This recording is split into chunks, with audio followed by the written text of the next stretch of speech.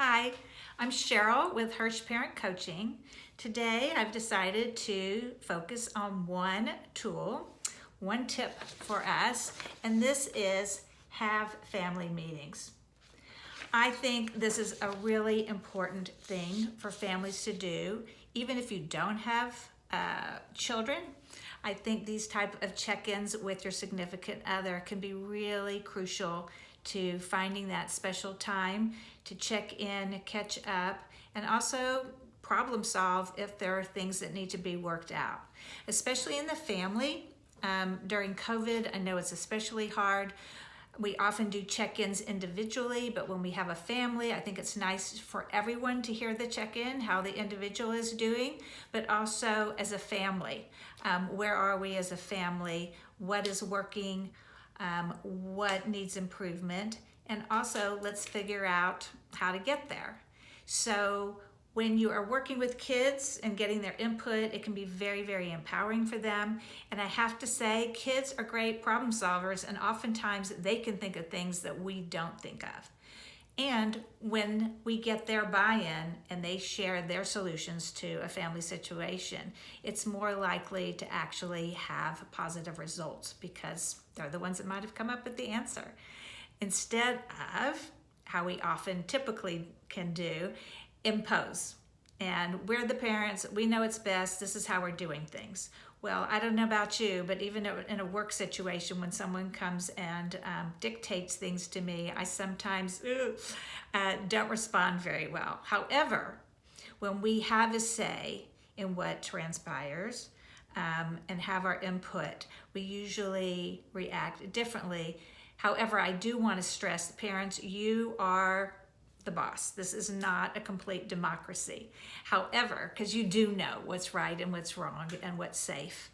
However, when kids do get their say and hopefully even solve some of the issues, it is more likely to come to fruition. But then you can check in again and say, what worked with that? What didn't work with that? So it might be just morning routines. It might be about dinner time, or it might be we're having a lot of meltdowns in the family. We're losing our tempers. There's a lot of anxiety in the home.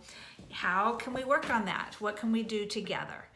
So I have a wonderful article that I hope to share afterwards. And I also have some other materials about family meetings that if you're interested in finding out more, I'd be happy to send those to you. I also want to just suggest that in family meetings, you can use a talking piece. This is a Beanie Baby. I have this special heart. You can use anything. However, what I love about that is that when the person is talking, everybody is focusing. We don't interrupt, because a very important component of these family meetings is really listening, being sure the person feels heard, and that we're not discounting what they have to say. So oftentimes a talking piece can help with that because that person has all the attention, there's deep listening happening, and when they're ready, then we can respond to it. Now, I know with older children, high schoolers, even middle schoolers, with these meetings, if they're not accustomed to doing them, they may roll their eyes and say, oh, I don't want to do that. However, I would suggest that you really push through. I heard of an example where a family used these, the older kids, hated it, didn't want to go, and yet they overheard them talking about it in another fashion, and obviously something had sunk in, and it was powerful for them as well, even though in the moment they weren't going to let their parents know that. So again, it's a really important time to come together. It can be to share our gratitude. It can be at the dinner table and or a special time, sometimes Sunday evenings before starting the week, to think about, okay, what all do we have this week? How can we work well together? Just to do planning. Or it can also be something fun. But I think they're really, really helpful at helping families stay on top of things, have open communications, and really alleviate some of the issues that all families have. And again, I want to stress having the kids' input on how to solve these things and seeing what works and what doesn't, and then tweaking again is really, really powerful for children to experience and get some leadership skills in there as well.